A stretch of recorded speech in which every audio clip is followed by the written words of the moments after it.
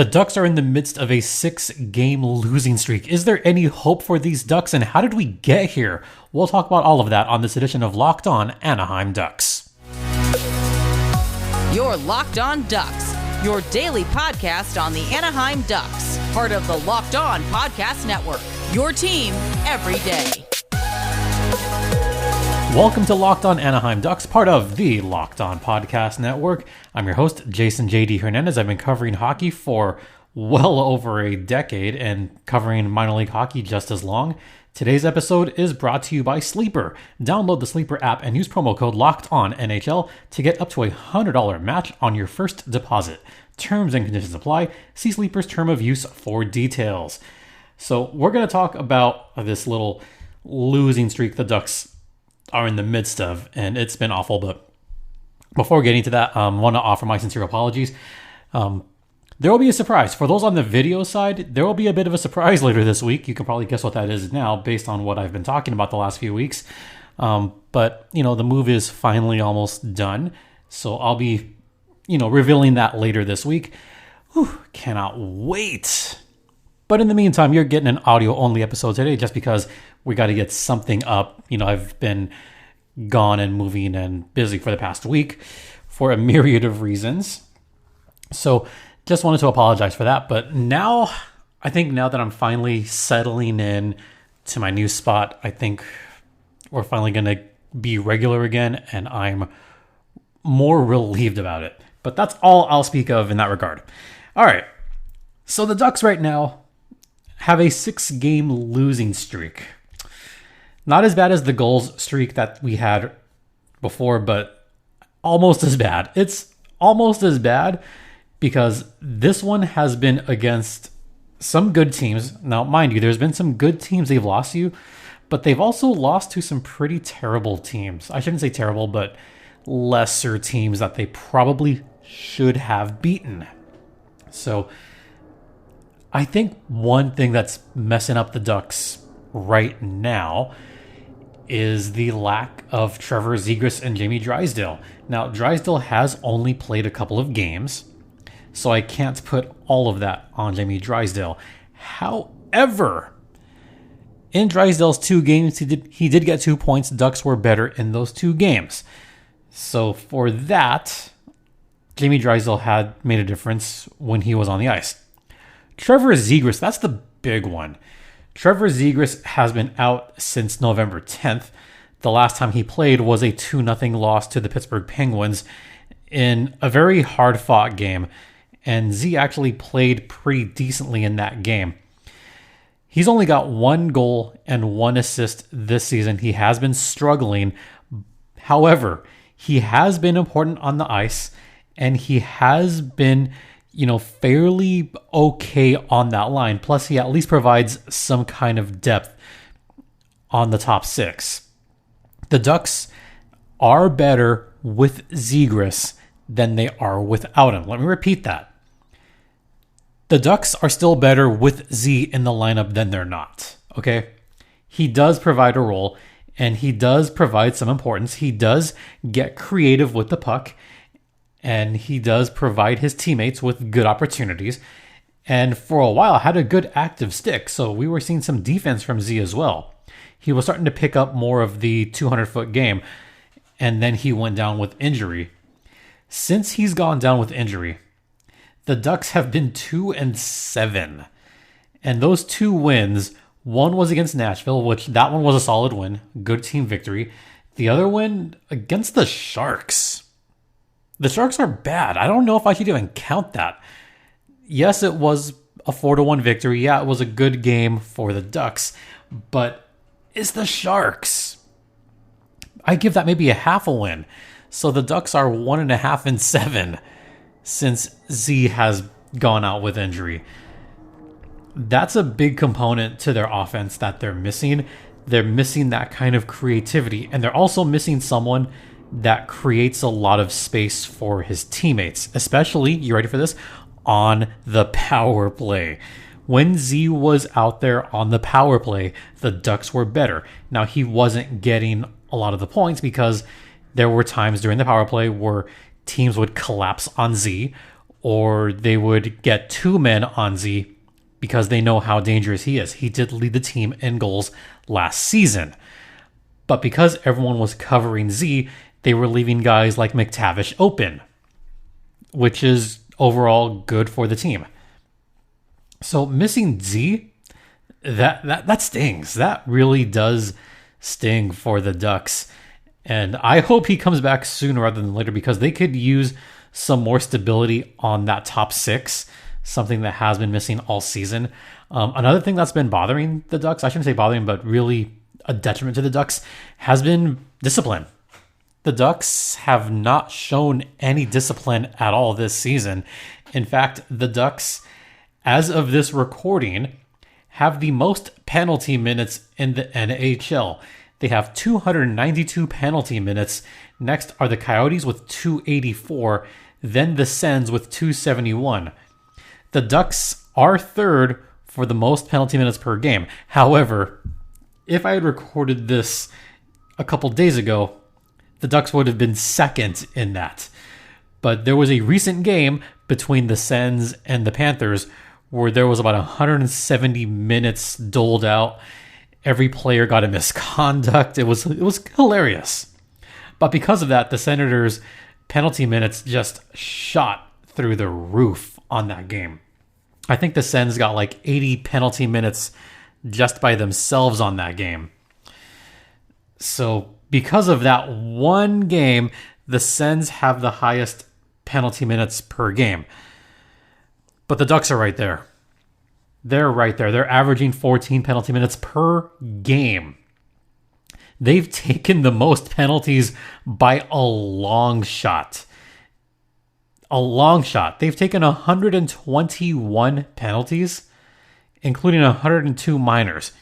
They're just finding themselves on the PK over and over and over and over again. And it seems like every game, the Ducks find themselves in the box for half the time. And there are certain teams you cannot do that against. You cannot do that against the Los Angeles Kings, where they just got blown out.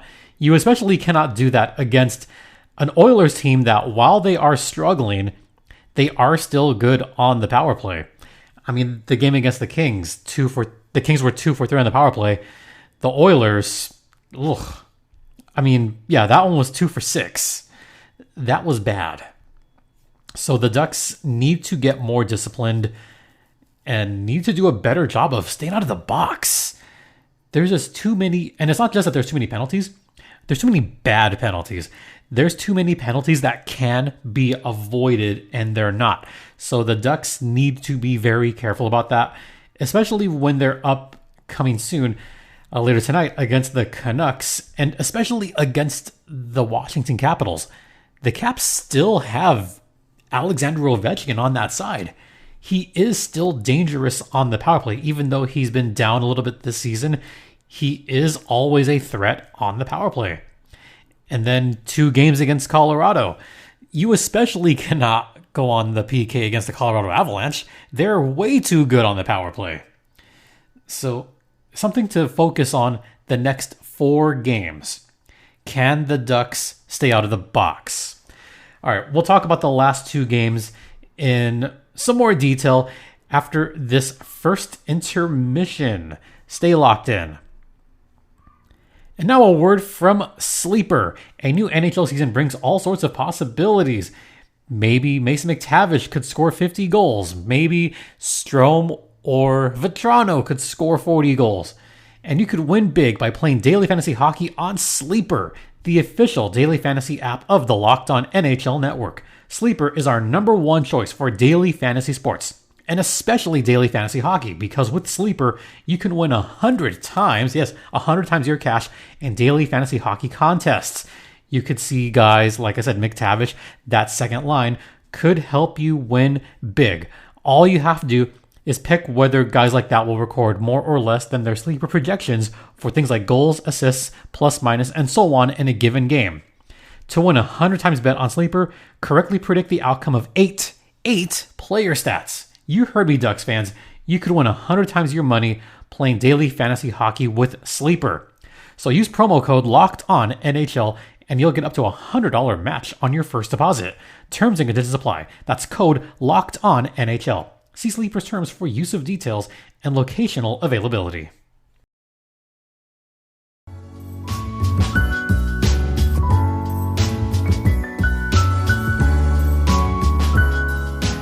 Welcome back to Locked On Anaheim Ducks, part of the Locked On Podcast Network. Once again, you're locked in with Jason JD Hernandez. Let's talk about the last couple of games. I know I could have talked about previous games, but I don't know if I really want to because those were not fun to watch. The Avs 8-2 game, not fun to watch. The Panthers 2-1 game, I talked about that already. The Blues lost, that one was bad. I haven't really talked about the Habs game all too much. Mainly because I wasn't actually home. I was working a Firebirds game. When I watched it on replay, I said, do I really need to watch this? And I decided, yeah, I do. I need to see how the Ducks blew this game. I feel so bad when I say, how did they blow this game? And this was after Mason McTavish had himself a good night. McTavish had 3 points. He had 3 points. He was active in all 3 of those, including a nice tipped power play goal and including a great pass to Frank Vatrano, who's got 13 goals this season, by the way. Vatrano is on pace to score more than 40 goals this season. Oh, but of course the Ducks blew it very late in the game on some bad defensive breakdowns. And this was the game where I thought the Ducks could have gone to overtime. They really could have. But Alex Newhook scored with about 3 minutes left. That was the game winner for Montreal Canadiens. Now let's talk about that Kings game. That was bad on a multitude of levels. First off, goaltending was it wasn't good. John Gibson just simply did not look good against the Los Angeles Kings. And the Ducks couldn't even get good footing against Cam Talbot, who's having himself a pretty solid season with the Kings so far. The Ducks saw themselves down early thanks to Kevin Fiala, Artie Party, and Quentin Byfield. Once they were down 4-0 early in the second period, I said, nope, that's it. This one's done. After only 22 minutes, you're down 4-0 and showing absolutely nothing on the offensive end and the defensive end. That's where you're gotta throw up your hands and say, you know what, this one's done. It's done. Now the Ducks did come back a little bit, but the Kings kind of let up the gas. That's really what happened. And the Ducks allowing 2 power play goals out of 3 chances, and those were both in the first period too. This was a time where I said, oh, that's a bad penalty. That's a bad penalty. Yeah, first off, the too many men, that so could have been avoided, and it wasn't. That was an unsmart penalty. The Radko Gudas call, yeah, that was a bad one too. It was only after the Ducks had allowed 4 goals that Sam Carrick got in a fight with Andreas Englund. That was a pretty solid fight. I mean, at least that was somewhat good, right? That was kind of fun. But aside from that, not really much to talk about on this game. Just not good all around. It was fine late, but those were garbage time goals. Killorn finally off the schneid, so congrats to Killorn for getting his first of the season. Gudas got his 4th. But again, garbage time goals. You're not going to win with garbage time goals. So the Kings game was bad. Then it went from bad to worse against the Edmonton Oilers. By the way, an Edmonton Oilers team that is second to last in the league in standings right now, and was in the midst of just a lot of bad stuff happening. The whole Jack Campbell being sent down to the Bakersfield Condors. By the way, Jack Campbell got lit up the other night too against the Coachella Valley Firebirds on Teddy Bear Toss night. So Jack Campbell not looking too good for the Oilers either. So there's the shakeup in goal when you now have Stuart Skinner and Cal Pickard as your goalies. That's a little different. Then you have the firing of Coach Jay Woodcroft, who I still think he shouldn't have been fired. I mean, yes, Chris Knobloch is a solid choice from the Hartford Wolfpack. And he's a fine coach. I don't know if he's the answer, but I think Jay was given a bad beat there. The Oilers got destroyed the other night. And there was a picture of Connor McDavid looking really pissed off. He looked angry. Not just pissed. He looked angry. And he was going to take it out on someone. Well, he took it out on the Anaheim Ducks because McDavid had not 1, not 2, not 3, not 4, 5 points. Connor McDavid had a 5-point night. Oh, and by the way, the Ducks allowed 6 power play chances for the Edmonton Oilers. 6. Yeah, you're not going to win many games if you're allowing your opponent, especially an opponent like the Oilers, 6 power play chances. You're just asking for trouble right there. Yeah, Max Jones got it started early. He got 2 goals. That was it. 2 goals in the first 6 minutes. He was on hat trick watch the rest of the game. I thought, oh man, like the Ducks could beat Edmonton. This could be the end of the streak, and Max Jones could maybe get a hat trick. I actually had hope. I mean, how silly of me to have such hope, because after that, it was all McDavid after that moment, because McDavid scored right away, and then he got assist. You get the idea. The final wound up being 8-2 in favor of the Edmonton Oilers. And those were good goals, too. Zach Hyman got a couple. The Draisaitl goal was pretty filthy. Even the RNH goal was a pretty nice one, too. McDavid, I'm not going to say McDavid's back, but if there was going to be a game where McDavid was just angry at everybody, this was it. You could tell, based on his body language, that this was the game that he not only wanted, this was the game he needed. And he just took it out on the Ducks, who have now lost 6 in a row. So that was the last game a couple nights ago. And now the Ducks are going to face the Vancouver Canucks. How do I think that game will go? And, what else is going on with this team? I'll talk about that on the other side. And now a word from collective.com. Let's say you run a solo small business and you're just by yourself, but you still need a CPA, a bookkeeper, payroll solution, all kinds of other stuff. Well, Collective is the #1 financial solution for freelancers, contractors, and self-employed entrepreneurs that lets you focus on your passion, not your paperwork. Let Collective handle all the paperwork you dread, like corporate formation and compliance, taxes, bookkeeping, accounting, even payroll. And the best part, it's at a fraction of the cost of a CPA. Collective knows that if your business of one makes over 80 grand a year, you will find the most value from their services. Join the thousands of solopreneurs who have saved an average of $10,000 a year on taxes with their structure. Right now, Collective is offering 1 month free and no onboarding fee when you go to collective.com/LockedOnNHL and tell them Locked On NHL sent you. That's a $550 value for free when you go to collective.com/LockedOnNHL and tell them Locked On NHL sent you.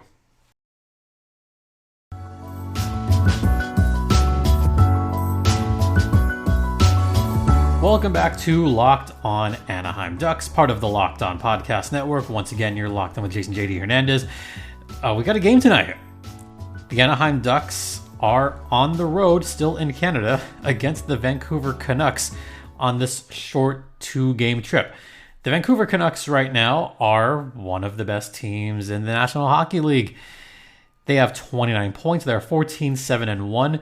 They are 3rd in the Pacific Division. They're right there with Vegas and the Kings. In fact, it's 3 teams at the top and then a big drop off after that. Vegas has 31 points. The Kings and Canucks both have 29 points. Both very good teams, both with solid records.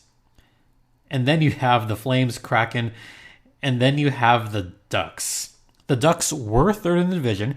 They were 4th. Then they fallen below 5th. And now they find themselves 6th in the division. They're inching closer to the Oilers. No, they're not going to catch the Sharks. The Sharks are bad. But the Oilers are catching ground on the Ducks. And for another season, the Ducks could find themselves second to last in the Pacific Division. Vancouver is one of the better teams out there right now. They're definitely one of the, I would say one of the better teams as far as drawing penalties, because as of right now, they are the second best team as far as drawing penalties. The only team better than them is, of course, the Colorado Avalanche, who are on the power play a lot. Vancouver is also on the power play a lot this season, and I thought it was just me when I saw, oh, Vancouver, they got 5 power plays here, they got 6. I thought it was just me. I thought it was a one-time thing. No, this has been all season long. This is something that Vancouver is very good at. Never mind that Vancouver, ready for this? They're the 4th best team on the power play. They boast a 30% power play rate. The only teams better, the Devils, the Lightning, and the New York Rangers. Lightning are still pretty good. Rangers, top team, or one of the top teams in the Eastern Conference. And the Canucks are right there. 30% power play. Never mind that the power play rate is so high, the fact that they're on so many power play opportunities is part of the reason for their success. So the big thing the Ducks have to do is be disciplined, don't take stupid penalties, and they could be successful. In fact, I'm going to say that's the number one thing to watch for in tonight's game. Will the Ducks take too many penalties? Will the Ducks allow Vancouver all those chances? So that game, once again, tonight at 7 p.m. All right. Other games I mentioned that are coming up. Washington, they got to be careful with that. Then 2 against the Colorado Avs, a home and home. Yeah, let's be careful about that one, shall we? I'm not saying that they're going to be losses, but let's not bring our hopes up too much because we know how good those teams are. Oh yeah, Washington, by the way, they're up there as well in the standings, and Colorado's also up there in the standings. So will this streak continue? Will it go to 7? Will it go to 8? Will it go to 9 or 10? I mean, the best chance for a victory is December 7th at Chicago. That's their best chance to break this streak. Hopefully they do it before that, but we shall see. All right. I know I have a bit more to talk about, but we will save that for a future episode. So we're actually going to wrap it up here, but I want to thank you all for your patience. I want to thank you all for your support, and want to give a shout out to the couple of people that came up to me over the weekend at the Junior Reign. One of you actually came up and said, like, I'm a fan of the show. Glad you're feeling better. Glad everything's all right. So just want to thank you so much for coming up and for your support. It's awesome. You're awesome. All right. That's going to do it. If you want to drop me a line, you could do so at LOCKEDONNHL@gmail.com. You could follow me on the site formerly known as Twitter at StimpyJD. The show's Twitter is at LO_Ducks. I said the email address. You could find us wherever you get your podcasts, including Stitcher, Spotify, Odyssey, Apple Podcasts, Google Podcasts, ad-free on Amazon, also on YouTube, also on SiriusXM, so check us out there. Once again, thank you all for your continued support. It is so greatly appreciated. For Locked On Anaheim Ducks, I'm Jason J.D. Hernandez, saying have a great rest of the afternoon. Please remember to be safe out there, be kind to one another, and Ducks fly together.